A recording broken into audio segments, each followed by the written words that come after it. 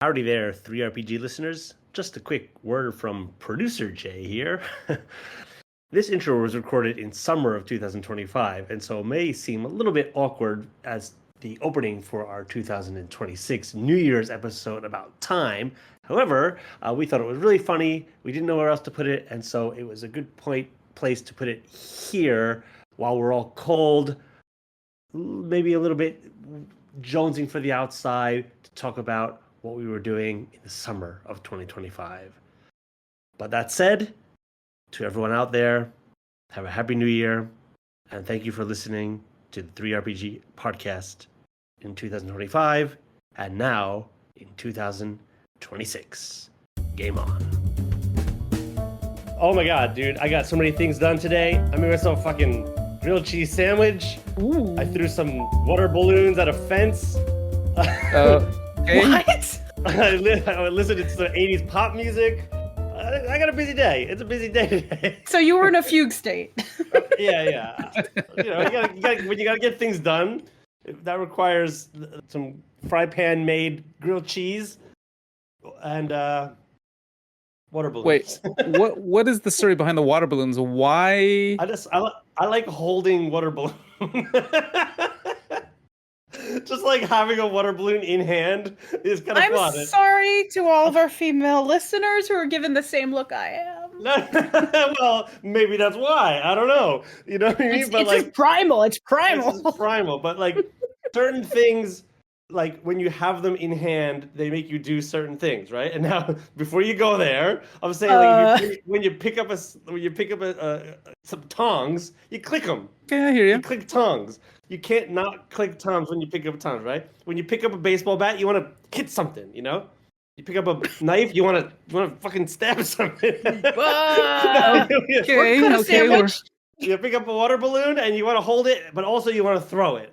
What is it about a water balloon that makes you want to just throw this thing? You know what I mean?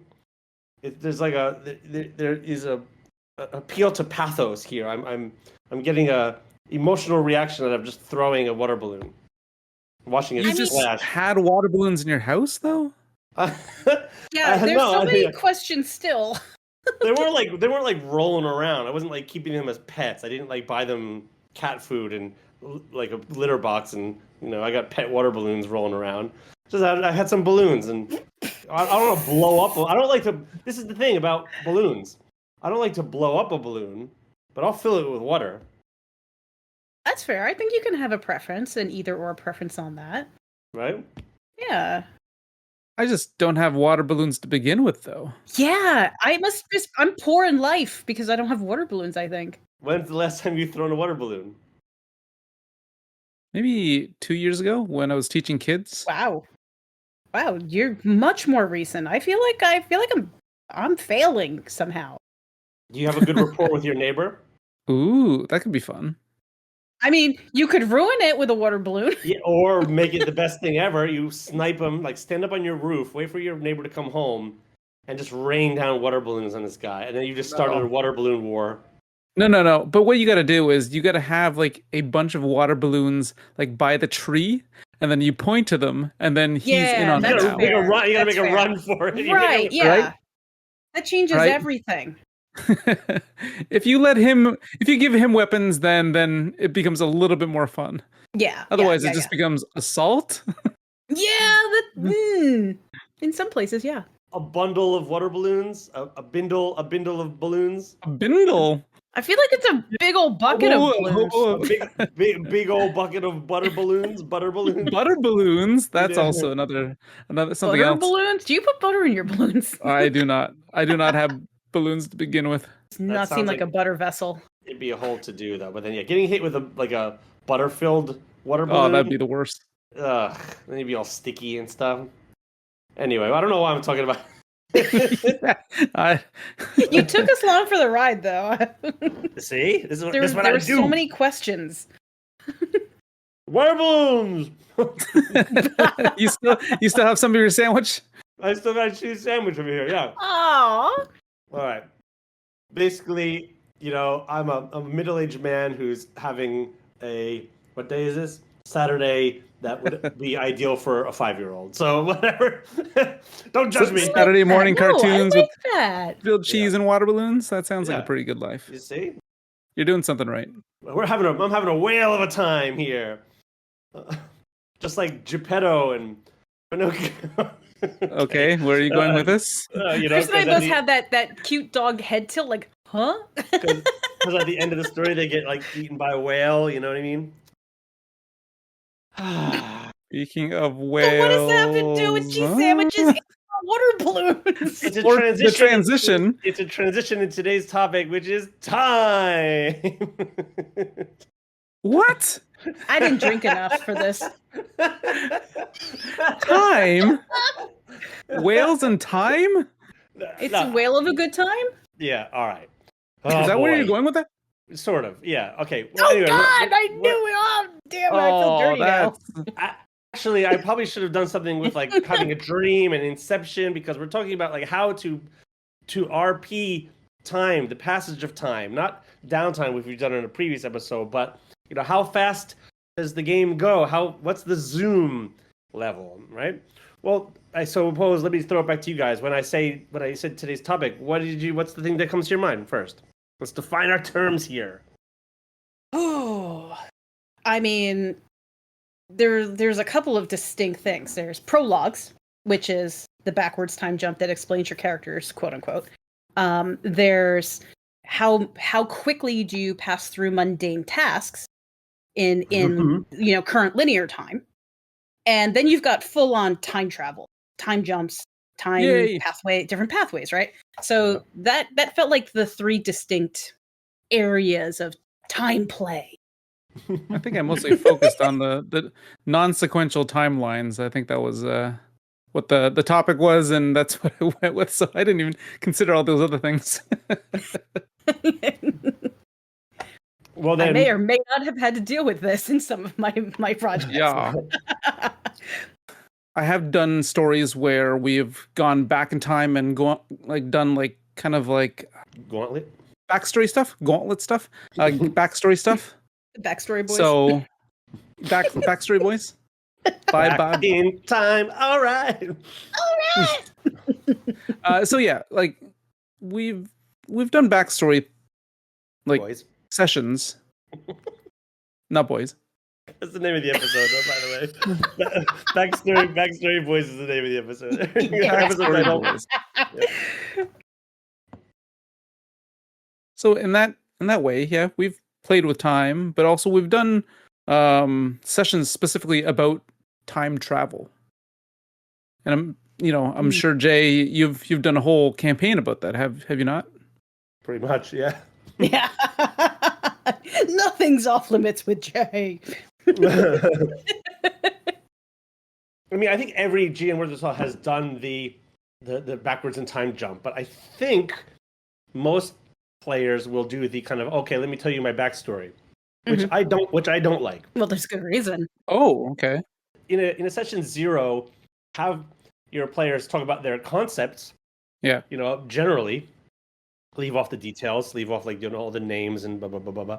But then, even when you start, it's like your typical, AA meeting or something like that. All the characters are sitting in a circle, and then they introduce themselves and they talk about their sordid pasts or whatever. No. You have it come out organically in the moment, and even if it's in a action-packed scene, you can stop the moment, go back to what motivate a character, and then leading up to the decision that they make in the future, like they do in films all the time, and that's a better. And then you can just do it little bit by little bit, or do it over the course of a session or several sessions where that's more what I usually do is like if someone's not there, we'll do kind of like a backstory of one of the characters, and all the other players will just like choose someone in the town, and we'll kind of like just role play it all out. So fill in gaps and stuff like that, right? Yeah, that's another reason to do time jumps when players are not there. You can go back and fill in parts of the world here. It also fills in spaces, but let's say you've got a character who murdered their parents or something like that with a water balloon, and you want to get to that reveal, over the course of the session. And so that what you could do is like, as they're riding into their hometown and they're seeing familiar places or whatnot, you could keep having these little moments of, memories of the parents, and then the memory of that parent could start to erode or something like that, getting up to when they finally get to the family's home. And then you get the final scene where it's a reveal right before they get home, and they realize that the home is abandoned or something like that. And you could sort of drip it along with some reveals and kind of twists along the way and what have you. There's a broken water balloon on the ground. Exactly, just wrappings, just shrapnel of water balloons. Yeah, exactly. But even the backstory, like you're saying, is non-sequential, because nobody wants to hear the straightforward, straight through story. Even then, it's like, yeah, you see this water balloon. What does that do? It's all about piquing the interest, right? And then having proper relevance to the present moment. Well, as a gamer, in my game, Sandra, you know that I use it all the time. Our last week's session was all over the place. It was a no. I was jumping kidding, back hundreds of years to 5 minutes ago to the future a little bit and all. But everything had an anchor. Everything was relevant. Everything, like, if you knew the lore, you knew why we were there, and then it led into the purpose. Like, and it's like, and that's why, like, even prologues, they're so out right now, because until you can anchor to a character that you're introducing or the character you're embodying, like, there's no emotional attachment. There's no drive to know anything about them. They're complete strangers. So, even though we jumped all over the place, everybody that we encountered during these time jumps had relevance. And that's key. That's key to making that be magical versus just get on with it. I like to even, let's say the characters are about to find out about the big bad or whatever. And then what you could do is have a scene where, the big bad is in his tower and, monologuing about how he's going to, destroy whatever so-and-so. The damn kids on my lawn. That's right. But like have it like, there was no possible way that the players would have seen this happen hours earlier. But you just have it as if they're a fly on the wall during this scene, like they're watching a movie. Now they know kind of who they're up against. I think that kind of stuff works, and then the players at the table then just have to go in, pretending they don't know. Yep. But that's like a fun kind of exploration. It's very cinematic, right? Yeah. Yeah, we get to take those liberties for entertainment. I do love when those pop up. I think I have a very cinematic RP style, to the degree of that I'll even sometimes like allude to camera movement and stuff like that. Yeah. We had a close up on so and so's face, and you could just see it playing out in your mind's eye a little bit clearer that way. Right? The door slowly closes as it kind of like pans out. Exactly right. Nobody under 30 knows what the hell we're talking about. I mean, if we're gonna stay with like non-time travel kind of related thing, I'm kind of curious about, like, as DMs, you're the main storytellers, but of course your players are also storytellers. Like, how much you would hope. How much of a hand do you take if kind of like somebody's like backstory moment is falling flat, or like, obviously you both kind of nix the idea of everybody sit around and describe their backstory in a tavern kind of thing. But like, how important is it to you to bring these backstory elements to the fore? And like, what do you do to kind of like ensure kind of pacing and it doesn't lag behind and things like that? Because backstory is kind of hard. Are they fun? If it is, then add them in there. And sad stories can also be fun. If it's a one-off, backstories are less relevant.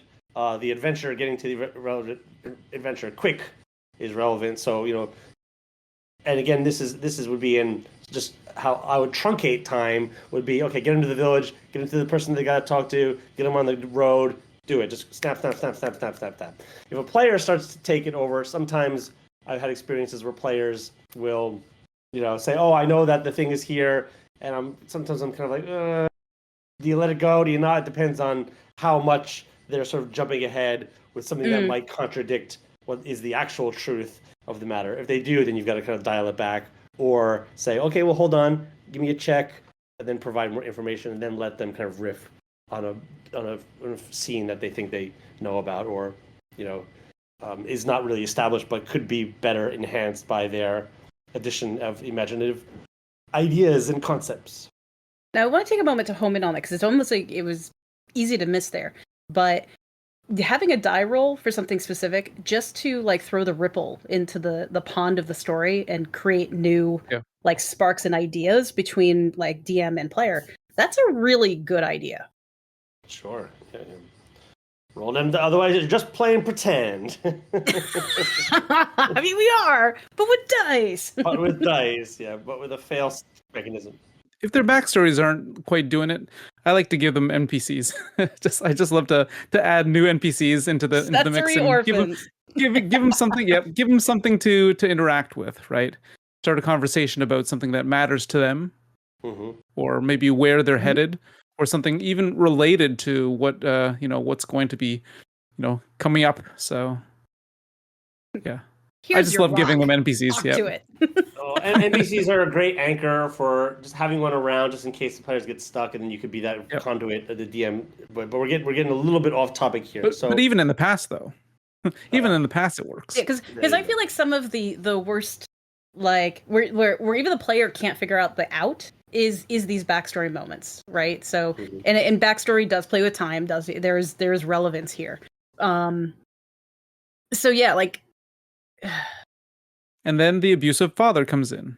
Yeah. Things can get derailed pretty quickly. So I think it's really relevant to hear your methods for kind of moving things back to the present. Well, just sometimes giving the little wink, wink, nudge, nudge to the players above the table of, okay, what's the point of the scene here? What are we doing? Like, if players get involved in a little discussion that just seems to be kind of like, rambling on a little bit, you just get to the I think it's, and this is easier for people who have done a lot of improvisation, but getting to like, what is the purpose of this conversation here? It's to figure out that this person has like kind of lost the upper hand or something like that. Okay, well then get to that, or concede. Someone's gonna have to concede a point, or again get to the die roll is a good end. Okay, make a die roll. You've succeeded. Done. Now that's like the die roll is like the scene ender as well. Yeah, that's a really good point. I like surprises or zingers, right? So kind of like the father says, "Okay, now go and see your grandfather, and and don't touch him," or something like that, or something like that, right? And you're like, "What the?" Right? And it leaves you with a bit of a mystery, right? And also, a little bit of intrigue. So yeah, instant interest happened just there. Yeah, right. And then the players want more, but that's when you cut it off, though, right? Yeah. No, we're done. Well, it's the GM editing skill. When to edit the scene, when to cut, when to yell, cut, when to just like let it sort of simmer a little bit more. So regarding time travel, I've done it a bunch of times. One campaign I wanted to do, it was basically using the moment from Bill and Ted's where they're outside the police station and they realize, wait a minute, we have a time machine.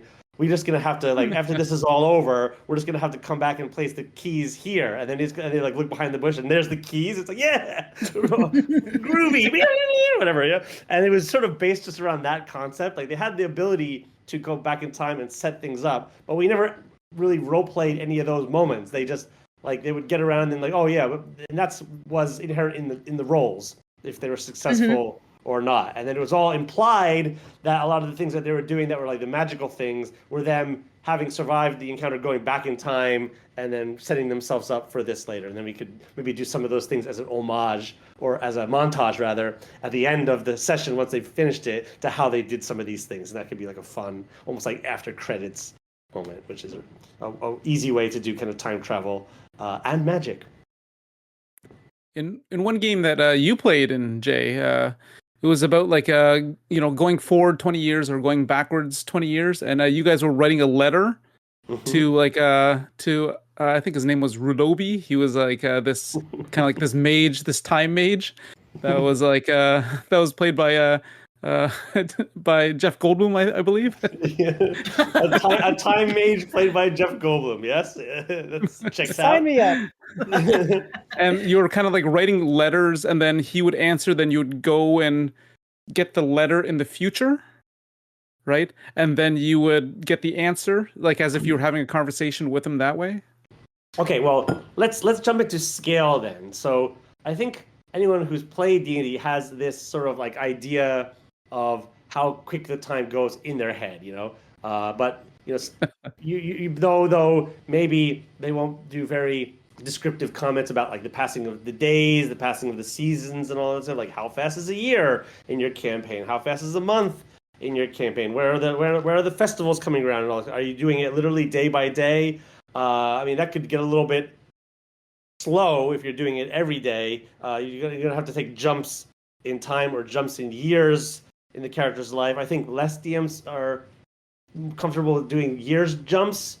But I've done whole decades. But yeah, that's not your style, right, Chris? No, definitely not. I go backwards, not forwards. so like in my campaign, we're at this point where the world is kind of under siege. The whole world is under siege. So I can't really do a lot of new campaigns that have like, you know, just people being happy. So I always have to go backwards in time and say, oh, okay, this happened like 15 years ago, or this happened 23 years ago, or this happened like 500 years ago. So I always go backwards, not forward, because going forward, it's taking such a long time to move this kind of world war. So it's got a heaviness to it. Yeah. Conducting a 40-piece orchestra feels a lot heavier than conducting a small ensemble. It's like if the White Walkers won, pretty much. Yeah. So, you know, that also bears a little bit of like spotlighting there. That using time travel not just as a plot device, but as literally to change the whole mood and you know temperament of the story you're telling. Because yeah, you know, after so many odd weeks, months of just war, death. Yep. You know, losing people, like if you get the sense that your players are needing a little bit of a breather, a little vacation, that little back jump is a really good opportunity to be like, this is what you're fighting for, guys, just in the future. Yeah, this is what things were like, and now you're hoping to get you back there again. Yeah, good point. Okay, well, on that note, let's take a little time for our sponsors, and we'll be back to talk more about time in the future.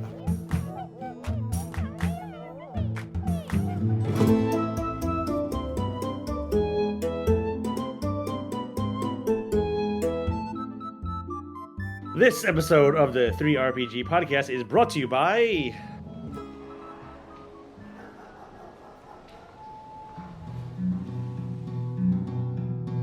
Salutations. My name is Pressian Vroosman, and I am a time skipper. My pa always told me, life is not worth spending the day and effort chewing grizzle. There are some things not necessary to experience. And that's why I've spent the last 4 years developing a solution, a process called chronocontraction. The result? Vroosman's Time Ale. In just 4 bottles of our reality-bending tonic, I can guarantee you will be magically transported 8 to 15 hours into the future, avoiding any upcoming vexations. Not looking forward to Reverend Hartus' Solus Day sermon? Travel to the future. That day that those dire coyotes relentlessly attacked the village? What dire coyotes? My daughter's wedding to that no-good cattleman from the Dan Lower Basin? Sure as hell I wasn't there. So skip life's inconvenient obstacles under the guise of enjoying life a little too much. With some help from Vroosman's Time Ale. Vroosman's Time Ale. Leave gristle in the past. Join the local Navy to become a time skipper today.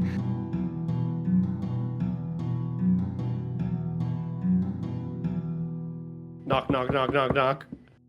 Yes? What can I do for you? Are you the time skipper? I'm the time skipper. Get him!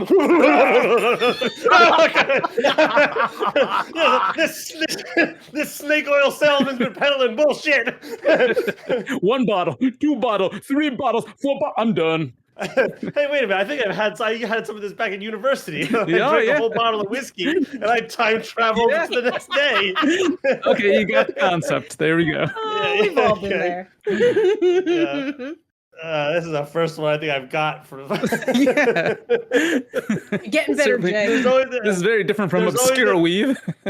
Yeah, there's always a moment halfway through where I start like losing the plot based on like the homemade lore that you've made. It's like so convoluted every time. It's like who? Whose house was it? Like or what? Whose house? Oh my god. Oh man. All right.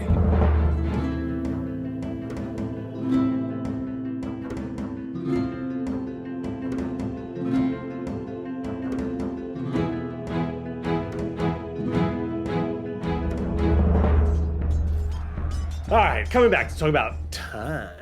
Ooh, so philosophical. So silky smooth. So silky smooth. Okay. I wanted Silky to smooth. just like Mummy used to make. What? Wow. Wow. What? No, there's a story about it. Hold on. So, Just like Mummy used to There's make? a backstory about this. Yeah. Okay.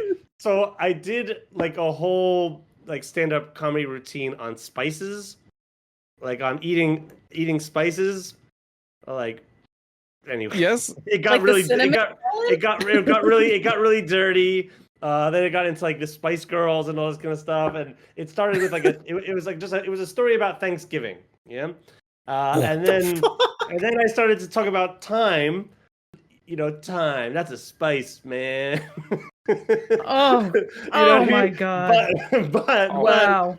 But Boo. they used to, Egyptians used to use time to kind of mummify corpses, right?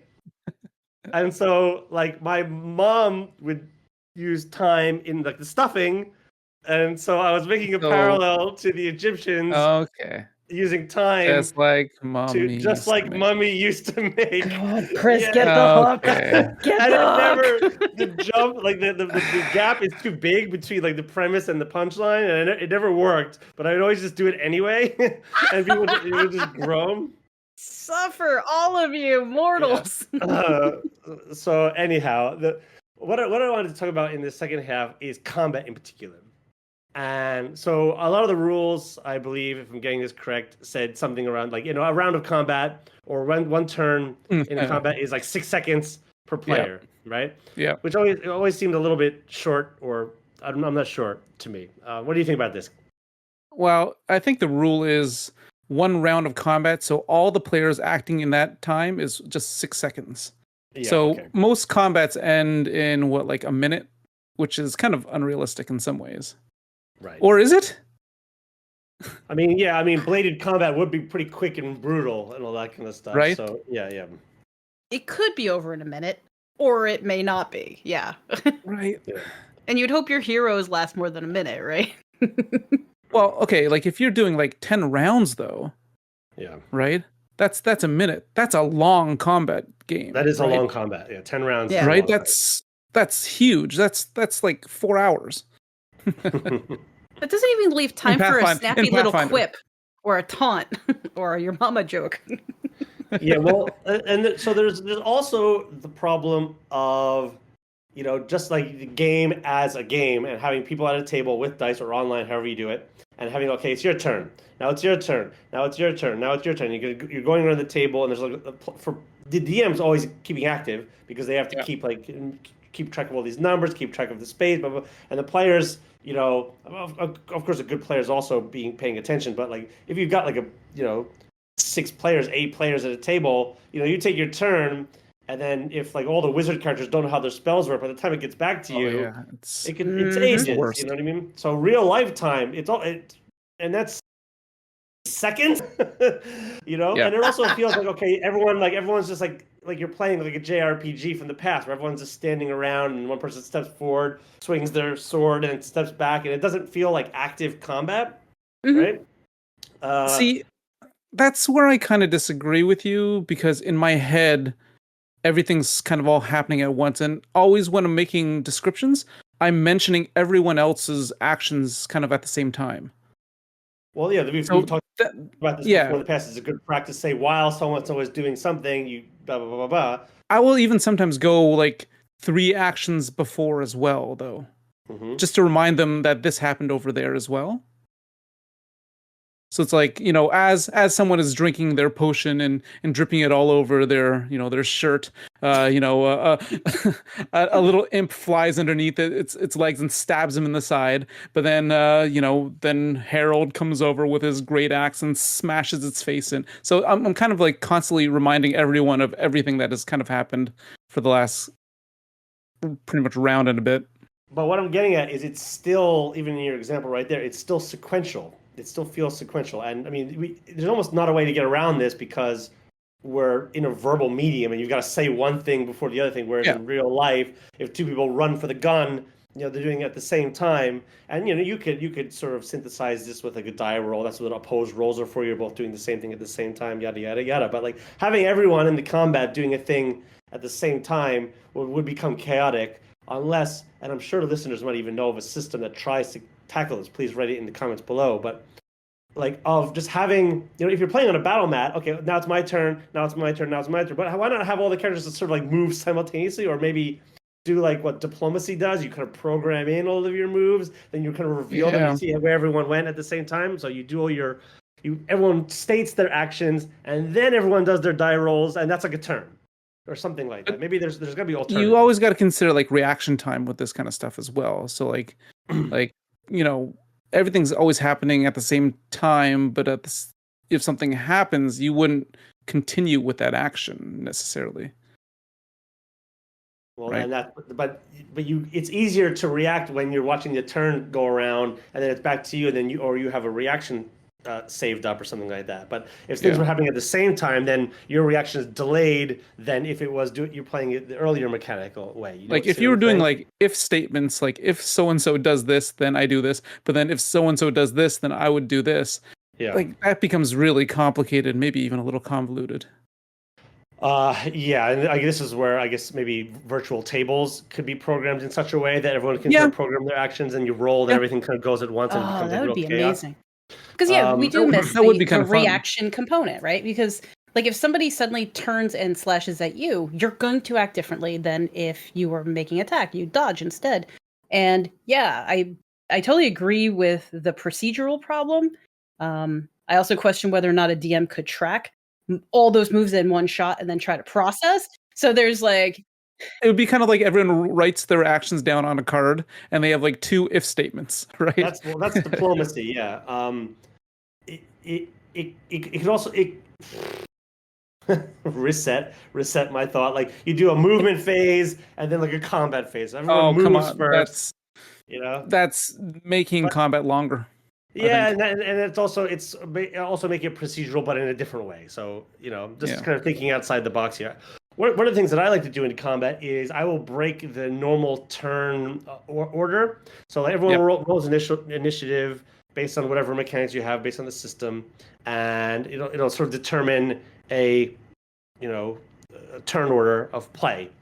But then, let's say you want to kind of highlight a little scene, then I'll just kind of stick with that character for a few turns in succession to really get that sense of like an active sword fight going on. Because if you have 8 players and let's say up on the top of the castle battlements, this is the final battle of your campaign. It's the whatever, your Luke Skywalker versus Darth Vader moment, but also the Starfight fleet battle is happening in the background. But the thing that you really want to see is the lightsaber battle, right?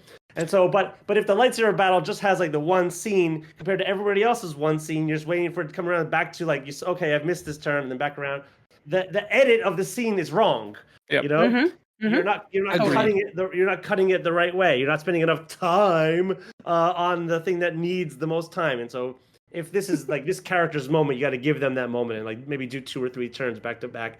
And it may partially break the combat economy of games if you're playing it really tactical.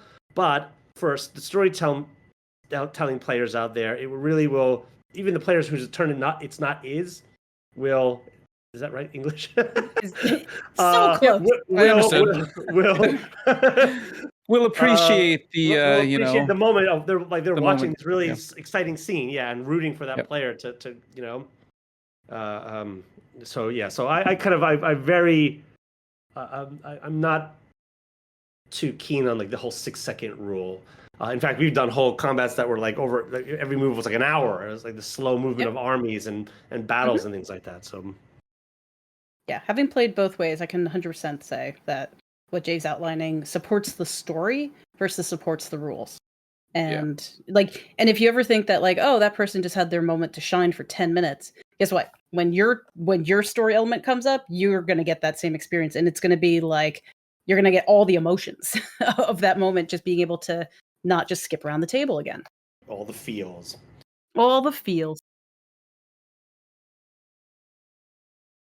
Perhaps is the whole idea of how mechanics and rules influence the story and how the story influences the rules and back. It's sort of this symbiotic relationship kind of back and forth. If you know that you've got a certain stat, well, then you're akin to use it more than if you didn't have one, right? Totally. This is what I've been trying to do with each iteration of the of our campaign. Where I'm going to do this kind of generational low fantasy, in quotation marks, setting where handwriting and the penmanship is important, so that becomes a stat. Whereas if you're doing your high fantasy one, well, maybe that's not very important, right? Tell the bard that this is going to be not a city-based adventure before they spec out their character with all the performance. It all depends on the campaign. Yeah. So whenever you're working in like fantasy sci-fi and whatnot, where time travel exists, most writers I know who've dealt with it even more than once will have kind of like the checklist of these are the things that go wrong. Like you've got to keep that lore from breaking itself. And there's so many ways in which the lore can break unintentionally. So I'm curious, how have you guys just butchered time travel or mistakes you've made or just memorable things where you're like, damn, that's going to need a huge retcon? Well, go ahead, Jay. Go ahead. There's a few. My answer is pretty simple. Anytime you do time travel game, everything goes wrong. But that's the fun of time travel. It's the whole thing about time travel in the real world. It's a paradox. If it exists at any time, it will have always existed. The idea is basically just having your rules straight. Are there branching timelines? Is it a closed loop? What are the rules for your time travel? If you have the rules in play, it works. Like Back to the Future is a mess. But at the same time, predictable rules work. The rules work, and therefore that's what you have. You do something like that, and then everyone knowing you don't want to get too deep into the weeds. Like there's no fun if somebody talking about a time now movie with the person who goes, yeah, but actually, like, okay, I know it's not real. I also know there's not dragons, but I still like the movie. You know what I mean? So I did a little bit of research on this, and there's a guy named Ted Ashley, and he was talking about all the different types of time travel there are. Oh, right. So there are rules, but there are no real rules. So like Back to the Future, that's kind of where that falls in, where there are rules, but they're not real rules. There's like branch realities, right? So like Endgame follows that, where even if you go into the past, you don't actually affect what's happened to your world, right? There's the always been, so everything is a predestined loop, right? So no matter what you do, even if you go back in time, it's still part of the sequence of events. Yeah, that's pretty common in fantasy. Yeah, and I think for my campaign itself, that's kind of how I play it. It's a tight, concise rule set that's kind of hard to break with the whole paradoxes and things like that. There's also see the future and change the future. So like Minority Report, right? Where you can see into the future, but then your destiny is still up to your own. Time loop, like Groundhog Day. And firmly under prophecy. That is prophecy. And like consciousness, so kind of like Slaughterhouse-5, your consciousness can go into the future or go into the past, right? But you don't actually, your physical body doesn't actually do that. So yeah, exactly. I'm gonna throw in 2 more because I actually had a list of this too, and you hit most of them. Time bubbles, which are incredibly hard. Yeah, they're incredibly hard to manage the moment you leave the bubble, because all of a sudden you have to determine what is the outside world acting like, and what happens if you come back into it. Really hard to manage that. And the other thing is what I dub from gaming is an arcane prison, where time stands still for you, the world moves on, but people can come in and out of those spaces. And like you got to deal with all the things like aging and sanity and does the consciousness continue even if your physical body doesn't? Yeah, this could go on for like hours. We could talk about these things, but those, I think that kind of covers like the main time categories. Right. So yeah, like I've made some mistakes with time travel and that kind of stuff, and I keep it. I use the idea of the the time is cyclical, right? So everything will eventually repeat over again, and it's actually all part of it as well. And there's somewhat of like of you. Yeah. Well, there's somewhat of like the equivalent of like a TVA as well, like kind of like these gods that are keeping time flowing in that way. Yeah. Yep. So that's kind of how I handle that. And anything that's not supposed to happen, these guys are supposed to clean everything up, just like the TVA, pretty much. And this is even before Loki came out, so I don't know. Well, you could have other concepts of time, like the block nature of time, where like everything is kind of happening all at once, and we're just sort of like moving through it. Yep. In a weird way, it's our consciousness moving through it, and so in a way, it's not really causal. You're not going back and fixing it. I guess that fits in the predetermination loop and stuff like that. You're just picking out slices and stuff like that. Fascinating stuff, guys.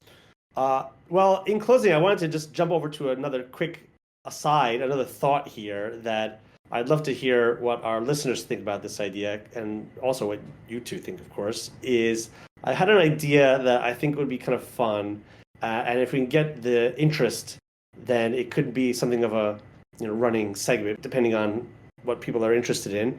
And this is to get people of the community of if there's any 3RPG listeners out there who are also GMs or players who kind of come on and tell us their stories, their moments of like what were their greatest memories, some of their greatest fuck ups, and be sort of like a temporary guest as like a segment at the end of each episode. And if I get enough of them, I could even compile them into a little best of, and it'd be a good way to sort of reach out with the fans of the pod and all that kind of stuff. What do you guys think?